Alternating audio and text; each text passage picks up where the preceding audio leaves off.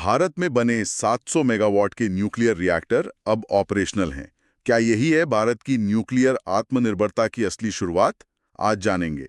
AERB ने ककरापार के 2 स्वदेशी पीएचडब्ल्यूआरएस को दी हरी झंडी। क्या ये भारत की 3 स्टेज न्यूक्लियर स्ट्रैटेजी में गेम चेंजर हैं? Welcome to civil 360, the only UPSC channel that you can just listen to and stay UPSC ready 24/7। चलिए शुरुआत करते हैं। तो हाल ही में एक बड़ी खबर आई है। एटॉमिक एनर्जी रेगुलेटरी बोर्ड मतलब एईआरबी ने गुजरात के ककरापार एटॉमिक पावर स्टेशन में 2 नए रिएक्टर्स को ऑपरेशन शुरू करने की मंजूरी दे दी है। हाँ, और ये कोई आम रिएक्टर्स नहीं है। ये 700 MNE के प्रेशराइज्ड हैवी वाटर रिएक्टर्स यानी PHWRS हैं। और खास बात यह है कि ये पूरी तरह से भारत में बने हैं ना, डिजाइन बार्क का और निर्माण NPCIL का। बिल्कुल, ये भारत की न्यूक्लियर पावर प्रोग्राम के लिए यकीनन एक बहुत बहुत अहम पड़ाव है। ये दिखाता है कि भारत अब बड़े स्वदेशी रिएक्टर्स बनाने में पूरी तरह सक्षम है। तो ये हमारी आत्मनिर्भरता के लिए एक बड़ा बूस्ट है। हाँ, और ना सिर्फ आत्मनिर्भरता बल्कि ये हमारे जो 3 स्टेज न्यूक्लियर प्रोग्राम है ना, उसके पहले चरण का ये मुख्य आधार है। ओके, तो इसे थोड़ा खोलते हैं। ये 3 स्टेज प्रोग्राम आखिर है क्या, और ये नए ककरापार रिएक्टर्स इसमें कैसे फिट होते हैं? काफी सुना है इसके बारे में। देखिए, इसकी कहानी शुरू होती है भारत के रिसोर्सेस से। हमारे पास यूरेनियम के भंडार आप कह सकते हैं सीमित है। हाँ, ये तो है। लेकिन दूसरी तरफ हमारे पास थोरियम के विशाल भंडार मौजूद है, दुनिया के सबसे बड़ों में से एक। अच्छा। तो इसी को ध्यान में रखते हुए डॉक्टर होमी भाभा ने भारत का ये यूनिक 3 स्टेज प्रोग्राम तैयार किया था, ताकि हम अपने थोरियम का इस्तेमाल कर सकें। एग्जैक्टली। तो पहला चरण यानी स्टेज 1 इसी पर आधारित है। इसमें हम PHWRs का इस्तेमाल करते हैं, जैसे ये ककरापार वाले नए रिएक्टर। अच्छा। सकता है। तो इन PHWRs में हम हैवी वाटर मतलब D2O इस्तेमाल करते हैं। भारी जल। हाँ, भारी जल। ये कूलेंट और मॉडरेटर दोनों का काम करता है। मॉडरेटर का काम है न्यूट्रॉन की रफ्तार को धीमा करना, ताकि वो U-235 के साथ फिशन कर सकें। ठीक है, समझ आया। स्टेज 1 में PHWRs नेचुरल यूरेनियम और हेवी वाटर यूज करते हैं, लेकिन इसका एक और आउटपुट भी है शायद। बिल्कुल सही पकड़ा आपने। स्टेज 1 का एक बहुत महत्वपूर्ण बाई प्रोडक्ट है प्लूटोनियम 239 यानी Pu-239। ये यूरेनियम 238 से बनता है जब वो एक न्यूट्रॉन कैप्चर कर लेता है। और ये प्लूटोनियम क्यों जरूरी है? क्योंकि ये प्लूटोनियम 239 खुद एक फिसाइल मटेरियल है और यही स्टेज 2 का मेन फ्यूल है। अच्छा, तो स्टेज 1 सिर्फ बिजली नहीं बना रहा, बल्कि स्टेज 2 के लिए फ्यूल भी तैयार कर रहा है। एकदम। अब आते हैं स्टेज 2 पर।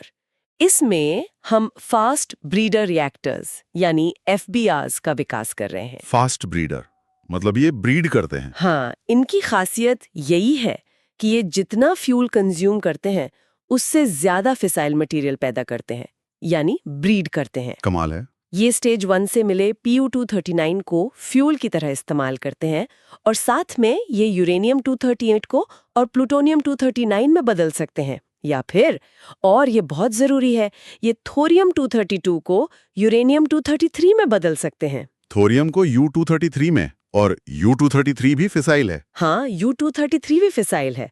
तो स्टेज 2 एक तरह से ब्रिज है हमारे यूरेनियम फेज से थोरियम फेज की तरफ जाने का। भारत, आपको पता होगा, कलपक्कम में प्रोटोटाइप FBR पर काम कर रहा है। हाँ, PFBR के बारे में सुना है। तो स्टेज 2 में FBRs प्लूटोनियम इस्तेमाल करके और फिसाइल मटेरियल Pu-239 और U-233 बनाएंगे। सही। और फिर आता है स्टेज 3, जो हमारा अंतिम लक्ष्य है। थोरियम वाला स्टेज? जी हाँ, इसमें advanced heavy water reactors AHWR या फिर दूसरे थोरियम बेस्ड रिएक्टर्स होंगे। ये स्टेज 2 से मिले U-233 और थोरियम का इस्तेमाल करेंगे। और इससे भारत अपने विशाल थोरियम भंडार का इस्तेमाल कर सकेगा। बिल्कुल, और लंबे समय के लिए मतलब सदियों के लिए ऊर्जा सुरक्षा हासिल कर सकेगा। तो ये है पूरा 3 स्टेज प्रोग्राम का खाका। वाह, ये तो वाकई में बहुत दूरदर्शी योजना है। तो अब अगर हम वापस ककरापार पर आएं, ये जो स्वदेशी 700 मेगावाट के PHWRs हैं, ये स्टेज 1 को मजबूत कर रहे हैं, ताकि स्टेज 2 के FBRs के लिए Pu-239 तैयार हो सके। एग्जैक्टली, बिल्कुल सही कनेक्शन है। इन स्वदेशी PHWRs की सफलता बहुत मायने रखती है। एक तो ये नेचुरल यूरेनियम इस्तेमाल करते हैं, तो हमें यूरेनियम एनरिचमेंट मतलब संवर्धन पर विदेशी निर्भरता कम होती है। अच्छा, ये एक बड़ा पॉइंट है। हाँ, और दूसरा, ये सफलतापूर्वक PU-239 बना रहे हैं, जो हमारे स्टेज 2 के FBR प्रोग्राम के लिए, जैसा हमने डिस्कस किया, बहुत क्रूशियल है।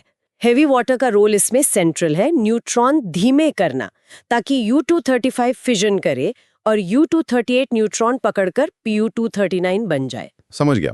अब जो हमारे यूपीएससी एस्पिरेंट्स हैं, उनके लिए ये टॉपिक समझना क्यों जरूरी है? मतलब परीक्षा के लिहाज से इसकी क्या अहमियत है? देखिए, ये टॉपिक सीधा सीधा GS पेपर 3 से जुड़ता है।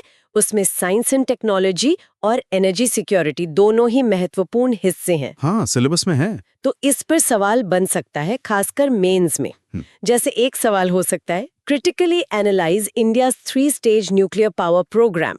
What are the recent advancements and challenges in achieving its objectives, especially in the context of energy security and climate change? मतलब भारत के त्रिस्तरीय परमाणु ऊर्जा कार्यक्रम का समालोचनात्मक विश्लेषण करें। ऊर्जा सुरक्षा और जलवायु परिवर्तन के संदर्भ में विशेष रूप से इसके उद्देश्यों को प्राप्त करने में हाल की प्रगति और चुनौतियां क्या हैं? ये GS3 एनर्जी और SNT का सवाल हो सकता है। बिल्कुल। इसमें आपको प्रोग्राम के तीनों चरणों, उनकी जरूरत, हालिया प्रगति जैसे ये काकरापार के रिएक्टर और चुनौतियां जैसे FBR टेक्नोलॉजी का कमर्शलाइजेशन या स्टेज 3 तक पहुंचना, इन सबको डिस्कस करना होगा। और हाँ, इसे एनर्जी सिक्योरिटी और क्लाइमेट चेंज से भी जोड़ना होगा। सही है।